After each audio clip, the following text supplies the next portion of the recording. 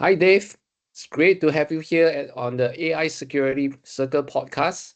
I know you work for as a global advisory CISO at 1Password. You've been a keynote speakers at many cybersecurity events, and you have been involved in many AI security projects.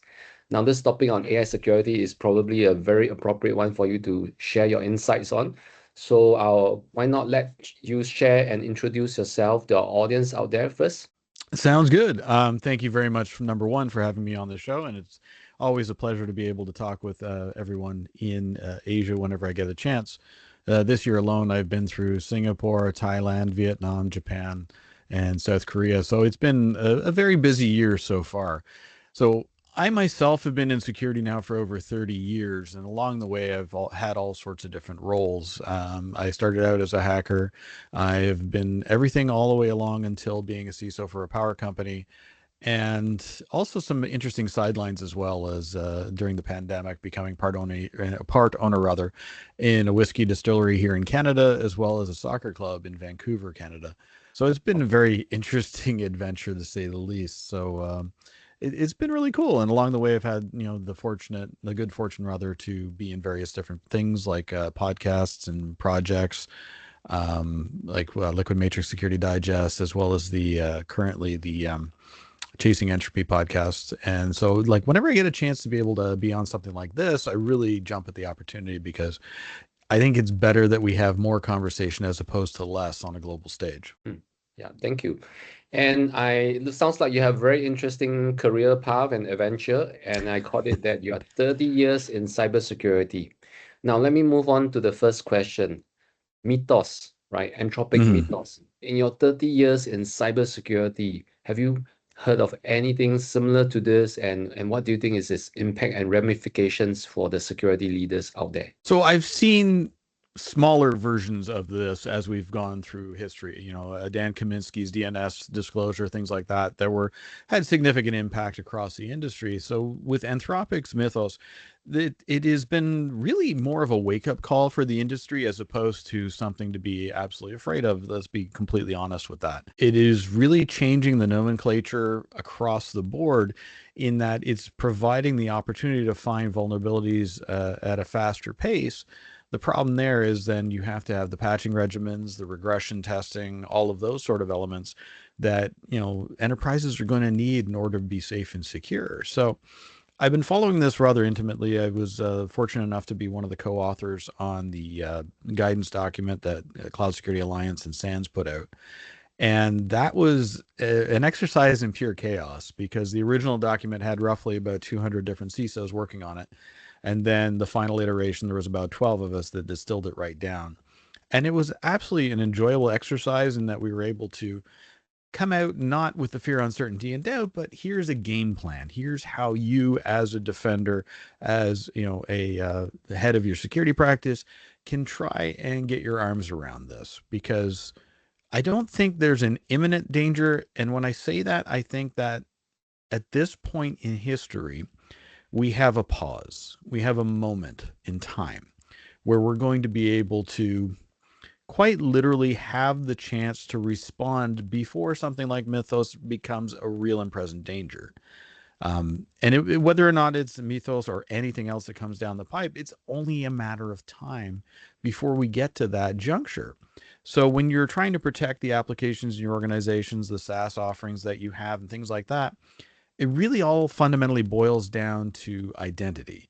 And we want to make sure that we're taking the proper steps to protect not only the human identities, but the non human identities as well, and specifically the credentials that are being utilized by all of the above.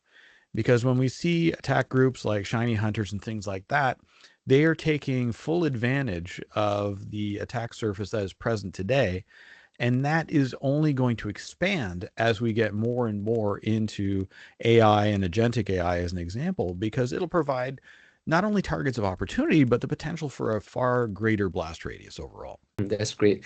So in case our audience missed out on the article or paper you're working on, maybe you can just repeat it for the audience. What was the paper that you were working on with the other CISOs? So yes, that was I'm blanking on the title name at the moment, but it was about AI security as it pertains to Mythos, and I believe we call it the coming vulnerability storm or something to that effect. But that was with the Cloud Security Alliance in partnership with SANS, and it provides really good guidance for organizations to try and better prepare themselves for what will fundamentally come at some point. But I think really at this juncture in time, Mythos is more of a wake-up call as opposed to a clear and present danger. That will change in short order, let's be honest. Okay, that's cool. Now, you're talking about non-human identity, and you're working for 1Password, one of the most trusted names in cybersecurity. So, do you want to share how 1Password is approaching this problem and addressing these challenges? Well, yeah. So well over a year ago, we identified that this is definitely a potential path that things were going to go down because, I myself in my own team, we have, 4 humans and we have, roughly about 100 agents that are doing work for us. Okay. Now, these agents are doing various different tasks and, they're tireless. They work 24/7. But the reality is they're akin to an intern that you give it basic instructions and get them to do the job. Or, the way I always love to characterize it is a toddler whacked out on sugar running down the hallway with a kitchen knife. It has the potential to be very bad, but realistically, if, proper corrective measures are taken, it won't be so bad. So when we're talking about agentic AI, when we're talking about these deployments that we're seeing with organizations all over the world, I do have a deep and abiding concern that we are in such a mad rush in, fundamentally we're in the gold rush stage of agentic AI where everybody needs to deploy their systems as fast as possible because nobody wants to be left behind. Unfortunately, much as we've seen with every iteration that has touched the internet, right back to the advent of the internet, security is an afterthought. And this is a troubling exercise. So at 1Password, we identified the risk and we've been working very diligently. We came out with a tool called Unified Access, and that was during the RSA conference this year. And that's a way for organizations to manage the credential sets for the agentic AI workforces that they have, as well as providing visibility and observability to see what is actually going on within the organization. So, to roll it back a little bit, 1Password was a credential manager and a password manager utility for about 18 and a half years. And for the last year and a half, we've been full throttle open dealing with it from a perspective of securing the enterprise. And because of the trust that we've built up in the industry, because of the fact that we have so much, let's be honest, fan mail that we get from customer base, we realized that we had a rather interesting opportunity that we could build upon that trust that we've established with the industry and with the individuals and expand that into dealing with the enterprises.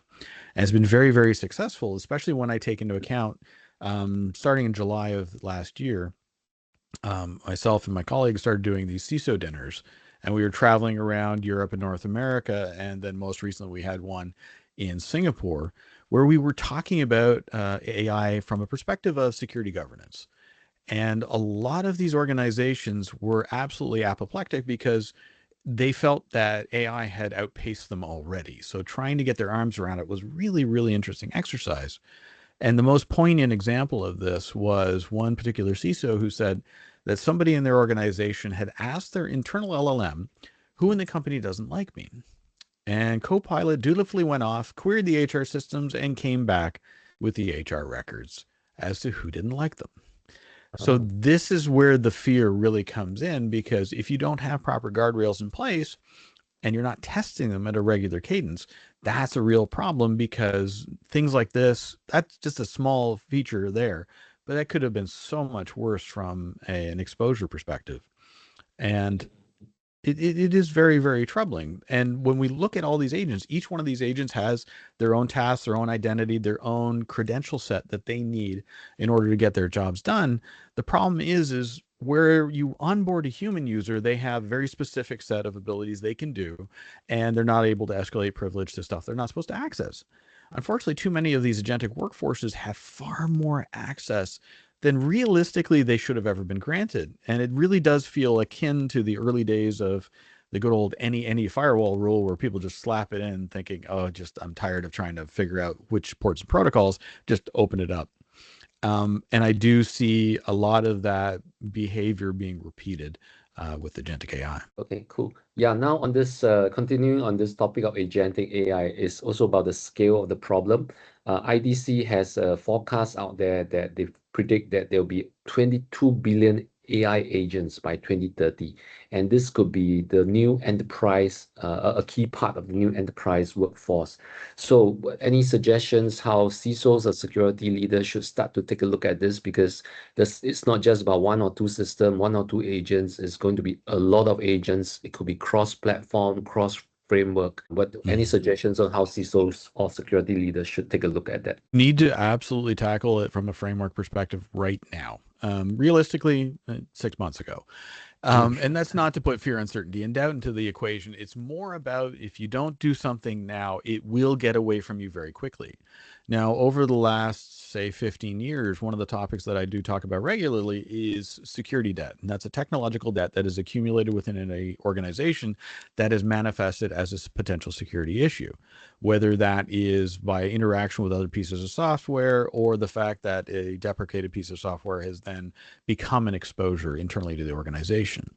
When you take in the potential for models like Mythos and things like that, or whatever is to come down the road, those security debts that may have been accepted by the business will come back to haunt them because they've built up this compound interest over time.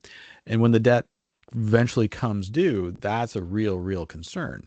So when you have these workforces they're building out to, ostensibly 22 billion by 2030, realistically, I think it'll be way sooner than 2030, if we're being honest. Wow. Simply based on the rate of change I'm seeing now. So for security leaders, making sure you have some sort of framework in place to manage these agents, how these agents are deployed, how you can intercede. So if you have an agent that is doing, very basic things, you can just automate that and be on its way. Make sure you test it before deployment. But when you go up the agentic AI stack, where you're going from, the akin to lane assist on your vehicle being level 0, going up to level 4, where it'd be a fully autonomous vehicle, you don't want to let that run roughshod, because if that agent is not given the correct information, if it's not configured correctly, it does have the potential to make decisions on your behalf that you may not have expected. Although it would be following the letter of the law of what was it was given, it may not be what the humans intended. So you have to make sure you have clear frameworks around how you're going to manage these things, how you're going to be able to revoke agents, how you're going to have observability into that, and especially how you're going to manage the credentials for all of these. Because if one of those agents was to be compromised by a third party, a negative agent or a human actor, and then potentially it could take over other agents, you could end up with agentic swarms that could be very much working against you. So you want to be able to have an understanding of how you're going to manage the responsibility, not only of the humans, but of the agents. And keeping in mind that the agents are not something you can send to jail. So if something goes catastrophically wrong, there's going to be a human holding the other end of that tether. So you want to make sure that you are clearly articulating how things are being managed, what it can access, and auditing all the time. Because if you don't have a really good AI governance structure in place, this will come back to haunt you. Yeah, that's really interesting. And just to share with you, we are working on something called Trace Control. So it's a new tool that can help enterprises to have visibility over their agentic AI deployments across Bedrock, across multiple framework, LangChain, Google ADK, and so on. And the goal is to provide visibility, traceability, eventually detection response for enterprise security teams.